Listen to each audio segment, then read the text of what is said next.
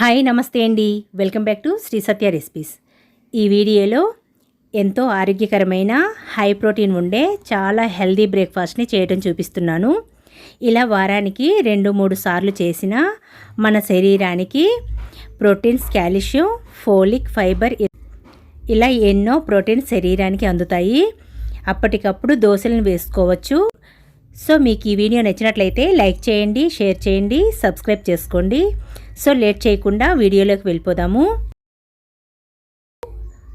పావు కప్పు పెసర్లని తీసుకోవాలి, పావు కప్పు బొబ్బర్లు, పావు కప్పు శనగలు, మామూలు శనగలైనా వేసుకోవచ్చు, పావు కప్పు రాజ్మాలను వేస్తున్నాను, పావు కప్పు పచ్చిశనగపప్పు, పావు కప్పు సాయి మినపగుళ్ళు, పొట్టు మినపప్పునైనా వేసుకోవచ్చు, అరకప్పు కొర్రలను వేస్తున్నాను.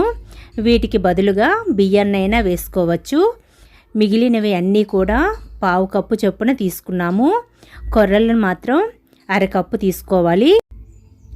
వీటిని ఒక గిన్నెలోకి వేసి 1/2 టేబుల్ స్పూన్ మెంతులను వేసి నీళ్లు పోసి శుభ్రంగా 2-3 సార్లు కడిగి నీళ్లు పోసి మూత పెట్టి ఒక 6 గంటల పాటు నాననివ్వాలి.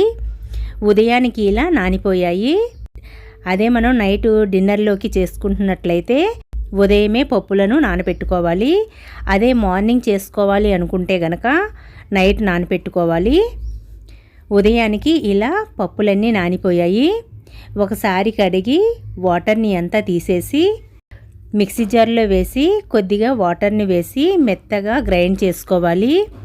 ఇలా మెత్తగా గ్రైండ్ చేసిన పిండిని గిన్నెలోకి వేసుకోవాలి. పిండి ఇలా మెత్తగా ఉండాలి. ఇలా 2 or 3 బ్యాచెస్ కింద పప్పును వేసుకుంటూ పిండిని గ్రైండ్ చేసుకోవాలి. ఇలా గ్రైండ్ చేసిన పిండిని గిన్నెలోకి వేసి 1.5 టీ స్పూన్ సాల్ట్ వేసుకోవాలి. ఒకసారి అంతా కలుపుకోవాలి. దోసల పిండిలాగా కొద్దిగా లూజ్గా ఉండాలి. ఇంకొద్దిగా వాటర్ని వేసి కలుపుకోవాలి. ఈ కన్సిస్టెన్సీలో పిండి ఉన్నట్లయితే దోశలు పల్చగా వస్తాయి. కొద్దిగా పిండి గట్టిగా ఉంటే దోశలు కొద్దిగా మందంగా వస్తాయి. మనకి ఏ విధంగా కావాలి అనుకుంటే అలా వేసుకోవచ్చు. సో ఒక 10 మినిట్స్ పిండిని పక్కన ఉంచాలి. అంతలోకి ఉల్లి టమాటో చట్నీని ప్రిపేర్ చేసుకుందాము. ఈ దోశల్లోకి ఈ చట్నీ చాలా బాగుంటుందండి. స్టవ్ పై కడాయిలో 3 టేబుల్ స్పూన్ వరకు ఆయిల్ని వేసి 1 టేబుల్ స్పూన్ పచ్చిశనగపప్పు, 1/2 టేబుల్ స్పూన్ ధనియాలను ఆయిల్లో వేసి లో ఫ్లేమ్లో కొద్దిగా వేగనివ్వాలి. కొద్దిగా వేగాక ఒక 5 ఎండుమిర్చిని కట్ చేసి వేసుకోవాలి. మీ కారానికి తగ్గట్టుగా వేసుకోండి. 2 పెద్ద సైజు వెల్లుల్లి రేకల్ని కొద్దిగా చిదిమి వేసుకోవాలి, లేకపోతే వెల్లుల్లి పేలుతాయి. ఒకసారి వేయించి ఒక పెద్ద సైజు ఉల్లిపాయను కట్ చేసి వేసుకోవాలి. ఉల్లిపాయ ముక్కలు నూనెలో మగ్గేంత వరకు మూత పెట్టి వేగనివ్వాలి.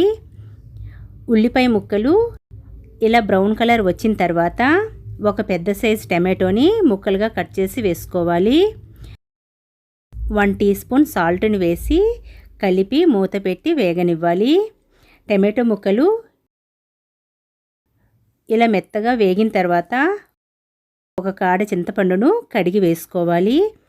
ఒకసారి కలిపి పూర్తిగా చల్లారిన తర్వాత గ్రైండ్ చేసుకోవాలి. కొద్దిగా చల్లారిన తర్వాత మిక్సీ జార్లో వేసి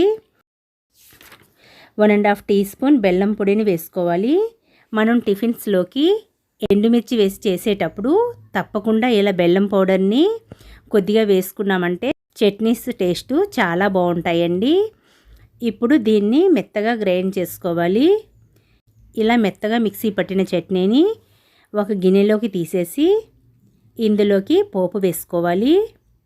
పోపు కోసం ఆవాలు, ఎండుమిర్చి, ఒక రెమ్మ కరివేపాకును వేసి వేయించిన పోపును చట్నీలో వేసి కలుపుకోవాలి.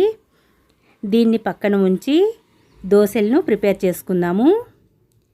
బాగా హీట్ అయిన పేనం మీద 2 చుక్కల ఆయిల్ వేసి ఒకసారి మొత్తం ఉల్లిపాయను రాయాలి. ఒక గరిటె పిండిని తీసుకొని పేనం మీద వేసి స్లోగా ఇలా రౌండ్గా స్ప్రెడ్ చేయాలి. పైన 2 టేబుల్ స్పూన్ ఆయిల్ వేసి హై టు మీడియం హీట్లో దోశను వేయించుకోవాలి. ఇలా వేగిన దోశను తీసేయాలి. ఇలానే మిగిలిన దోశలను వేసుకోవాలి. మిగిలిన పిండిని 1 గంట పాటు బయట ఉంచవచ్చు. అక్కడ నుండి ఫ్రిడ్జ్లో పెట్టేసుకోవాలి. ఎందుకంటే ఇందులో ఎక్కువగా పప్పులే యూజ్ చేసాం కాబట్టి పిండి పాడైపోతుంది. సో ఇలా వేగిన దోశలను తీసేసుకోవాలి. ఇంతేనండి. ఇలా ఈ దోశలను ఈ చట్నీతో సర్వ్ చేసామంటే చాలా అంటే చాలా బాగుంటాయి. 2 తినాలనుకునేవారు కూడా 3 తినేస్తారు. అంత బాగుంటాయండి. సో ఇలా వారానికి 2-3 సార్లు చేసామంటే హై ప్రోటీన్స్ కూడా మన శరీరానికి అందుతాయి. సో తప్పకుండా మీరు కూడా ఇలా ట్రై చేయండి. మీకు ఎలా వచ్చాయో ఫీడ్బ్యాక్ ఇవ్వడం మర్చిపోకండి. ఈ వీడియో మీకు నచ్చినట్లయితే లైక్ ఇవ్వడం మర్చిపోకండి. మీ ఫ్రెండ్స్కి బంధువులకి షేర్ చేయండి. మన ఛానల్ని కొత్తగా చూస్తున్న వారైతే ప్లీజ్ సబ్స్క్రైబ్ చేసుకోండి. Thank you.